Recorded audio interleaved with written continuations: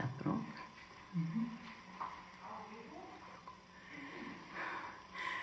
Boa noite a todos.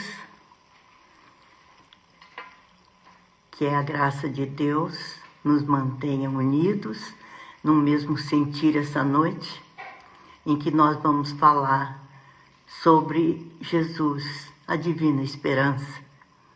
Falar dessa homem, dessa pessoa maravilhosa que nós todos amamos muito, nosso Senhor Jesus de Nazaré. Mas antes, eu gostaria de fazer uma colocação para vocês. Nós sabemos que existem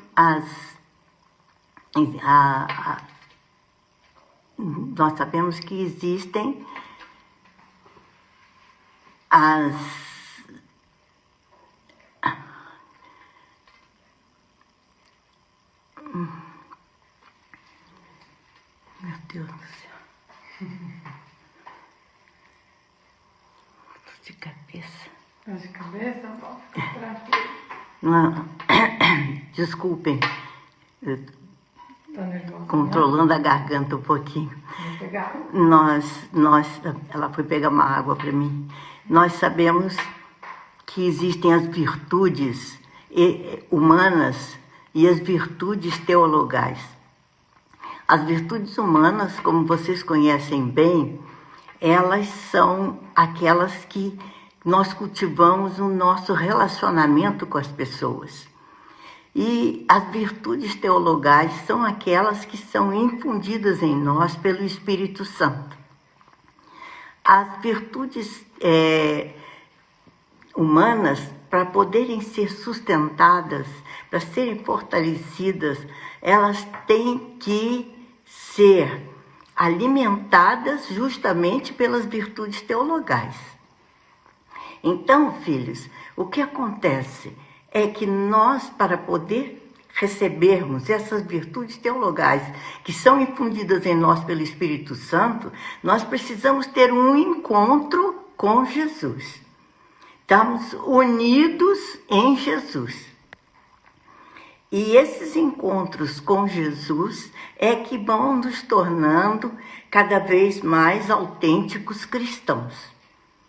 Porque, vejam bem, nós não somos cristãos porque somos católicos ou porque somos evangélicos. Não é isso que nos torna cristão. Cristão é todo aquele que segue Jesus, que segue Cristo. Esse é o verdadeiro cristão. Nós não podemos ser cristão por nascimento, temos que ser cristão por decisão. O que é um cristão por nascimento?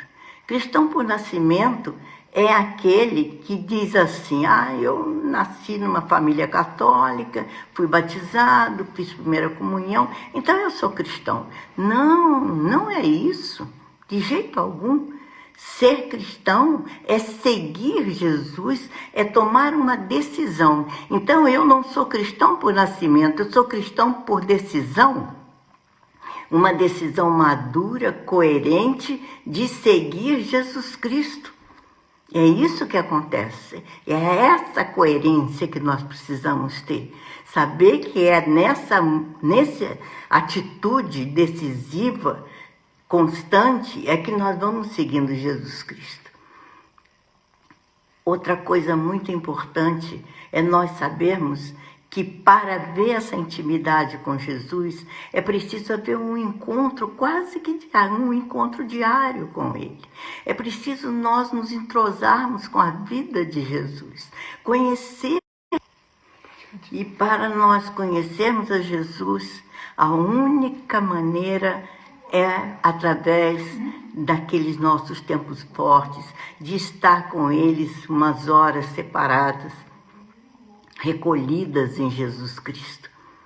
E outra coisa importante que eu gostaria de falar para vocês é, na medida que nós vamos conhecendo Jesus, que ele vai se tornando cada vez mais vivo dentro de nós.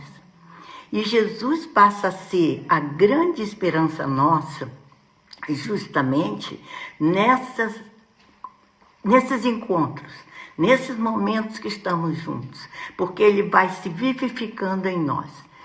E por que Jesus é a grande esperança? E por que Jesus é a única esperança? Pela vida dele, pelos exemplos que ele deixou para nós, pelas suas ações e por suas reações. Esse é o grande exemplo que Jesus nos dá da sua vida.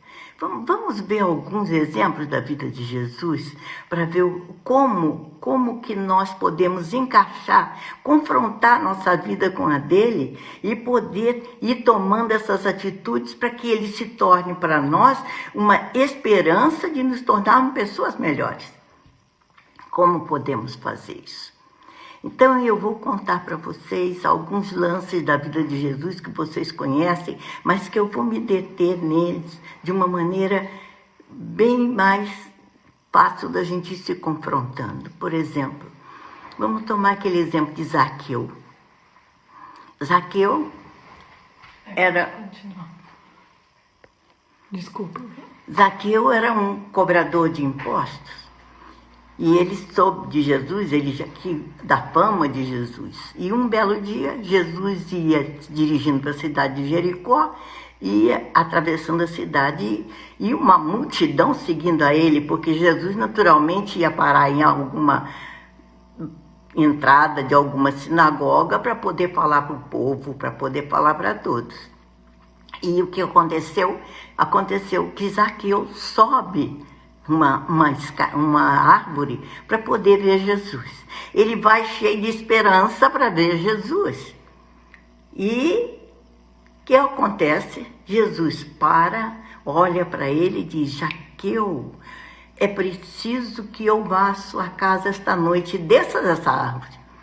Então Jesus não disse, eu preciso ir, ele disse, é preciso para ele, Zaqueu, para salvar. E ele confirma a esperança de Zaqueu de vê-lo e mais ainda de levá-lo e cuidar dele em sua casa. Repare que no Evangelho diz que Jesus ia indo no caminho de Jericó. Então Jesus, ele torce o rumo dele. Ele deixa aquelas 99 justos, 99 ovelhas esperando por ele e vai salvar aquela uma ovelha que estava se perdendo, que era Zaqueu. Então, o que fica para nós? Fica para nós que quando nós escutamos, sentimos através da leitura do Evangelho aquela palavra de Jesus, eu preciso falar, é preciso falar para com você, para te salvar. Será que você sente, será que nós sentimos que Jesus está nos falando nessa hora que ele precisa que a gente pare com ele? Que a gente o receba? Então, nós vemos aí que Jesus nos dá uma grande esperança de estar conosco se nós quisermos, se nós abrirmos para ele o nosso coração. E assim nós vamos caminhando. Vamos caminhando nos exemplos de Jesus.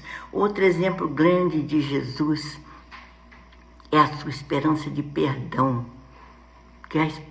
Jesus nos dá a esperança do perdão para nós.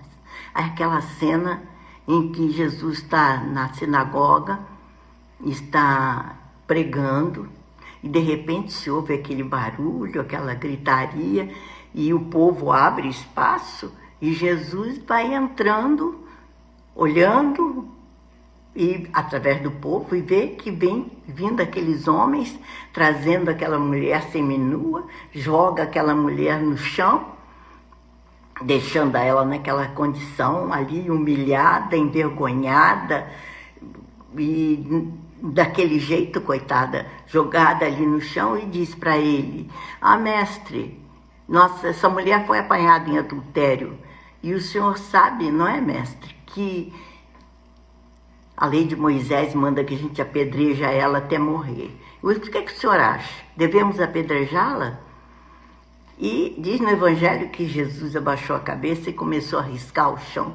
Dizem que ele estava escrevendo o pecado da turma que estava lá. Eu não acredito. Para mim, Jesus escrevia palavras de amor. Mas os fariseus insistiram diante do silêncio de Jesus. Fale alguma coisa, Senhor, nós estamos esperando uma resposta sua.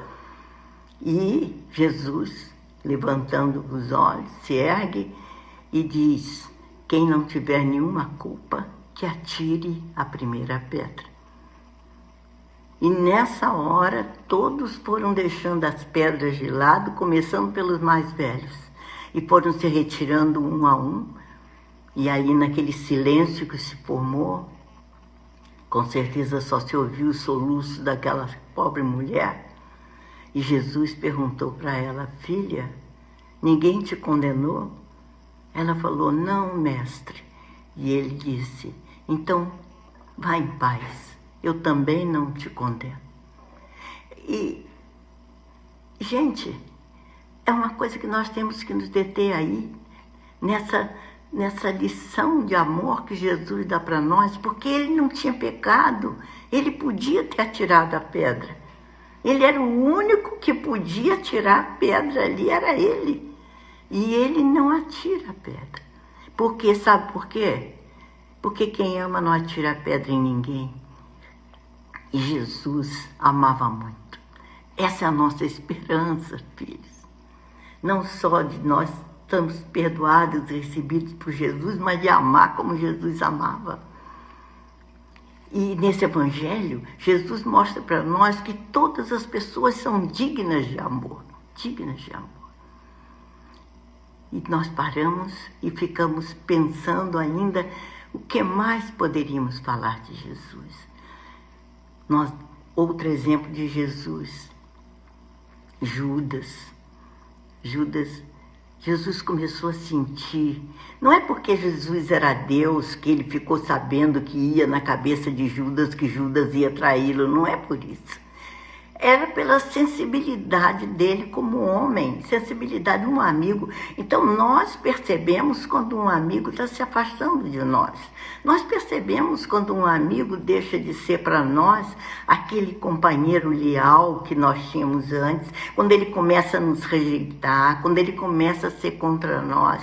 Mesmo que ele não fale nada, vai criando aquele clima. E Jesus começou a perceber que Judas estava assim.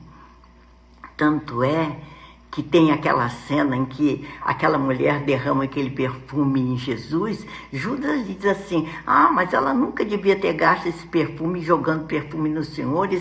Ela podia ter dado o dinheiro desse perfume tão caro para eu dar para os pobres. Então, sempre uma crítica velada. E Jesus, com aquele amor, mostrando para nós um exemplo de que nós também podemos amar as pessoas que estão começando a nos rejeitar, que eram amigos e que estão deixando de ser amigos. A ponto de quando chega naquele momento da ceia, Jesus olha para Judas e vê a inquietação dele. O que Jesus diz para ele naquela hora? Judas, vá e faça o que você tem a fazer. Não é porque que Jesus era Deus. Naquela hora Jesus veio ao mundo como homem. Tanto é que a Bíblia diz que Jesus nunca fez valer a divindade dele, o tempo todo como homem. Então o que foi? Ele captou pelo amor que ele sentia. Isso para nós, filhos, é também uma esperança de que nós, à medida que vamos desenvolvendo em nós o nosso amor, nós começamos a perceber as dificuldades dos outros, a compreender. Quanto mais nós amamos, nós mais aceitamos.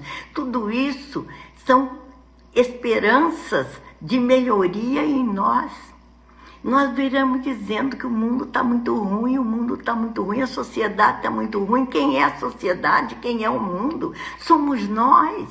Então, para o mundo melhorar, para a sociedade melhorar, é preciso que cada um melhore. E Jesus é essa esperança para nós de uma melhora, de eu me melhorar à medida, à proporção que eu vou seguindo por ele.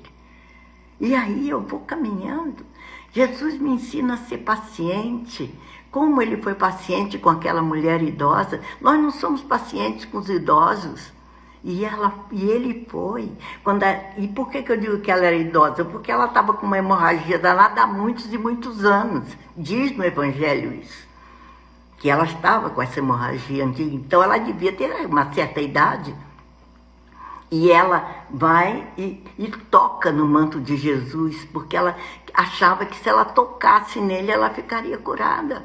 Ela tinha aquela fé, e aí que ela ia, e foi atrás. E Jesus para e diz, quem é que tocou em mim? Quem tocou em mim?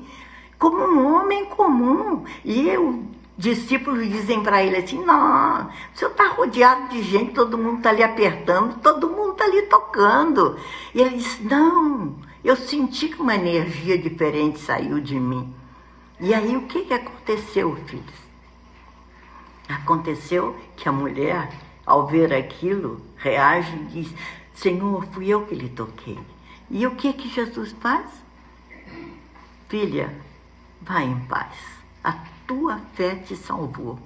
Ao mesmo tempo, uma lição de humildade para nós, por parte de Jesus, porque nós temos esperança também de sermos humildes. Qual foi a lição de humildade que Jesus deu? Porque Jesus poderia ter dito para ela assim, pode ir em paz, minha filha, porque eu te salvei. E ele, não, vai em paz, porque a tua fé te salvou. Quantas vezes nós fazemos uma pequenina coisa para um irmão, para uma pessoa dentro de casa, e diz, você não está dando valor ao que eu estou fazendo para você, viu? Eu fiz isso para você. Sempre alegando aquilo que nós fizemos, e Jesus, pelo seu modelo, ele mostra para nós o caminho da esperança de melhora. Vamos melhorar nisso. Não vamos nos alimentar com os nossos próprios valores, entre aspas. E é assim, filhos, que nós vamos caminhando. Jesus paciente com as crianças. Meu Deus, nós às vezes ficamos impacientes quando a criançada vem em cima da gente, a gente quer sossego. E sai pra lá, criança, está me atrapalhando. E o que ele fala? Deixai vir as minhas criancinhas, porque delas é o reino dos céus. Eu estou mostrando para vocês uma série de exemplos da vida de Jesus. Isso aí não é fantasia, gente, isso é veracidade. É a vida dele como homem. Jesus o tempo todo se mostrando como que ele dissesse assim, eu estou fazendo isso para vocês verem que é possível vocês também fazerem, como homem. Por isso ele falou assim, aprendam de mim. Ele nunca poderia dizer aprendam de mim se ele fosse Deus. Nós humanos, como poderíamos aprender com um Deus? Mas ele veio como homem desde o começo, como um embrião no ventre de uma mulher. Desde o começo, nunca fez valer sua divindade. Para quê? Para ser para nós uma esperança de podermos melhorar, de nos tornar pessoas muito mais vivas, muito mais, vamos dizer assim, vivas no sentido de vibrantes, cheias de entusiasmo pela vida, como Jesus sempre foi. E nós temos outro exemplo dele, maravilhoso, com Maria Madalena. Eu li há uns anos atrás, no livro de um teólogo, que Maria, ela chamava-se Maria de Magdala. Vocês sabem por quê? Porque Magdala era um nome de um quartel que ficava às margens do rio Tiberíades. E Maria estava nesse quartel. Ali ela trabalhava e ali ela pecava com todos aqueles soldados. Ela se prostituía com aqueles soldados. E ali ela estava. Até um dia que ela vai ver Jesus e se atira aos pés de Jesus e diz que ela tinha 7 demônios e que Jesus expulsa. E ela fica encantada com Jesus, seduzida, porque a pessoa de Jesus seduz. E Maria, seduzida, começa a acompanhar Jesus em todos os lugares por onde Jesus ia, acompanhando Jesus. E à medida que ela ia acompanhando Jesus, que ela ia se encontrando com Jesus todo dia, ela ia se melhorando. Que Jesus é a esperança viva da melhora para nós. É isso, nós também somos na nossa fragilidade, nos nossos pecados. Encontrando com Jesus, nós vamos nos melhorando gradativamente. E existe uma cena com Maria que eu considero uma coisa de uma delicadeza de Jesus fantástica. Jesus foi enterrado e ele ressuscita, mas Maria não está sabendo. E ela vai no túmulo de Jesus. E quando ela chega diante do túmulo, que ela olha, a pedra estava rolada e o túmulo estava vazio. E ela começa a chorar ali. E nisso, Jesus, que tinha ressuscitado, chega. E ela não o reconhece, ela pensa que ele é o jardineiro daquele local. E aí ele pergunta, por que choras? E ela diz assim, tiraram o meu Senhor daqui, se o Senhor souber onde ele puser, diga que eu vou buscá-lo. E aí, nessa hora, Jesus diz assim para ela, Maria. E aí ela reconhece Jesus. Vejam bem, ela não reconheceu Jesus porque Jesus chamou de Maria só por isso. Ele chamou simplesmente de Maria, ele não pôs Maria de Magdala, que era aquele apelido que diminuía ela, porque chamavam ela de Maria de Magdala, como se dissesse assim, Maria Quarteleira. Mas não, ele a respeitava, ele a amava. Amar é respeitar, filhinhos, é outra esperança, uma lição cheia de esperança de Jesus para nós. Ele respeitava aquela mulher, que ninguém respeitava, ele respeitava, porque ele amava, quem ama respeita. E Maria se sentindo respeitada por ele, e quando ele fala só Maria, só Jesus a respeitava aquele ponto de não pôr um apelido nela. Então Maria, e ela diz, mestre, eu reconheço na hora. E assim é, Jesus vai nos dando lição atrás de lição o tempo todo. Nós é que não nos detemos, nós lemos a vida de Jesus como se fosse uma história. Não é, é um exemplo para nós, filhos. É um exemplo. Tanto é que Jesus, eu repito para vocês, quantas vezes Jesus disse, aprendam de mim. Aprendam de mim. E é isso que nós precisamos, para que Ele possa ser sempre a nossa esperança. E aí, com essas virtudes teologais da esperança em nós, é que nós vamos poder fortalecer as nossas qualidades, as nossas virtudes humanas, de humildade, de perdão, de compreensão. Mas nós precisamos de ter o suporte. Nós precisamos disso, porque senão nós não vamos aguentar a pressão que a vida nos coloca em cima, que a vida nos impõe. Nós precisamos sentir em nós essa vibração pela vida de Jesus, a tal ponto nos seduzir que nós dizemos, não, Senhor, eu quero te seguir. Eu sempre digo, Jesus, Jesus, me ajuda a ouvir tua voz e a te seguir, Jesus. Cada vez que eu peço isso para Ele, se eu não estou muito bem, eu crio alma nova. Eu digo, vou em frente, eu me levanto, eu não fico no chão, Jesus me ergue. É preciso isso, mas para isso nós precisamos estar com Ele o tempo todo. E nós estamos com Ele através da oração. Escutem bem, Jesus também nos dá um exemplo de oração. Vejam bem as características externas da oração de Jesus. Sempre sozinho, na maioria das vezes de noite, de madrugada, ao amanhecer do dia, e grande parte das vezes nas montanhas. Essas são as características externas de como Jesus orava. Então, que Ele mostra isso para nós. Você quer me seguir? Ore, entre em seu quarto. E Ele chega a dizer claramente, entre em seu quarto, fale ao Pai. E não precisa multiplicar muitas palavras, porque antes que você fale, Ele já sabe o que você precisa. É na oração que nós vamos aprender, inclusive, a entender nas entrelinhas toda a vida de Jesus no Evangelho. Mas nós precisamos ir pela oração como Jesus fazia. Olha, essas cenas de Jesus indo orar, Ele se mostra tão humano, sabe? Porque Ele vai buscar consolo com o Pai. Ele vai buscar fortaleza com o Pai, para que o Pai cumule a ele de decisão, de força, de paz interior, de harmonia. É isso que ele vai buscar com o Pai. Tanto é que ele vai à noite, quando chega de dia, ele desce para o fragor das multidões para então atender aquele povo todo. Inclusive, filhinhos, ele gostava de orar tanto sozinho que mesmo naquele momento terrível que ele vai lá para o Monte das Oliveiras com aqueles 3 apóstolos, o que ele disse para os apóstolos? Vocês fiquem aqui esperando enquanto eu vou lá falar com o Pai.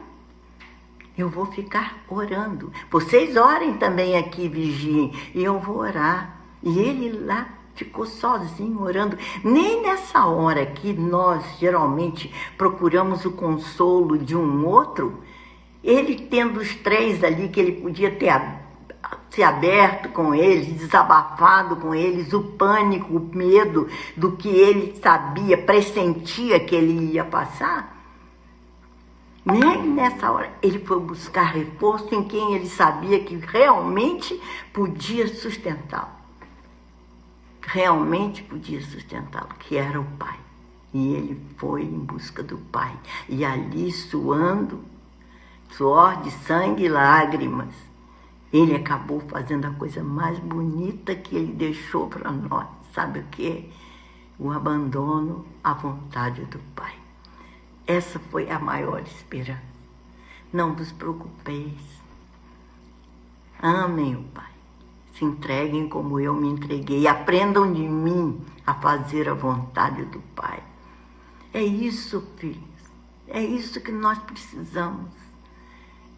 Para poder ter uma vida mais harmoniosa, uma vida mais de paz, orar como Jesus orava. Até isso ele nos deixou como modelo, como exemplo. Seguir os passos de Jesus. Você quer ser um cristão autêntico? Siga os passos de Jesus. É por isso que nas oficinas nós falamos o que faria Jesus no meu lugar. Mas essa frase fica só no nosso casaquinho. Nós precisamos colocar essa frase dentro da cabeça para que ela ressoe no coração e nos leve a tomar atitude. As coisas que ficam só na cabeça e não passam pelo coração não nos levam à ação. Nós só agimos quando o nosso coração toca. Porque a inteligência justifica, racionaliza, inventa coisa. Mas o coração não. O coração, quando ele sente, ele nos impulsiona. E é isso que Jesus faz. Jesus chorava com os amigos, se alegrava também com eles. Você leu isso no Evangelho? Dos momentos de alegria. Então, queridos, o que eu posso dizer para vocês, eu vou terminando aqui. O que eu posso dizer para vocês de coração é isso. Para seguir Jesus Cristo, para que Jesus continue vivo dentro de nós, é preciso manter uma grande intimidade com Ele. É preciso se deixar seduzir pela pessoa dele. Eu outro dia falei isso para vocês e vou repetir. Ninguém se apaixona por uma ideia. A gente se apaixona por uma pessoa. Jesus tem que ser uma pessoa viva na vida de vocês. Abram o coração para Jesus, derramem o coração. Acreditem, creiam, sintam, vivam. É isso que nós precisamos para sermos pessoas melhores e aí tornar o mundo melhor e mais harmonioso. Não vamos cobrar dos outros aquilo que nós precisamos fazer. Faça a sua parte. Ame como Jesus amou, perdoe como Jesus perdoou, compreenda como Jesus compreendeu. Aceite o outro como ele é, não tente mudar o outro. Mude a você mesmo, seguindo os passos de Jesus. Jesus, filhinhos, é o grande semeador da esperança. E ele vai semeando em nosso coração uma vida com muito mais amor, uma vida de paz e de harmonia. Eu deixo para vocês aqui o meu abraço pedindo a Jesus que permaneça sempre vivo no coração de cada um de vocês.